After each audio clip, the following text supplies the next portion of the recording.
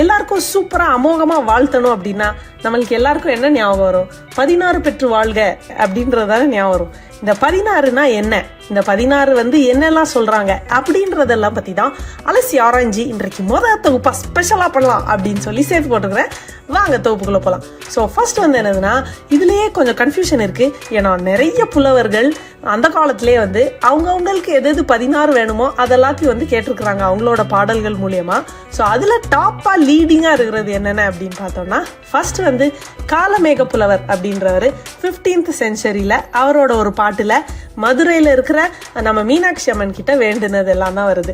So என்னெல்லாம் பார்த்தோம்னா, துதி, வாணி, வீரம், விஜயம், சந்தானம், துணிவு, தனம், தானியம், சௌபாக்கியம், போகம், அறிவு, அழகு, பெருமை, அறம், குலம், நோயின்மை, பூண் வயது. இந்த 16 தான் கால்மேக புலவர் கேட்டது.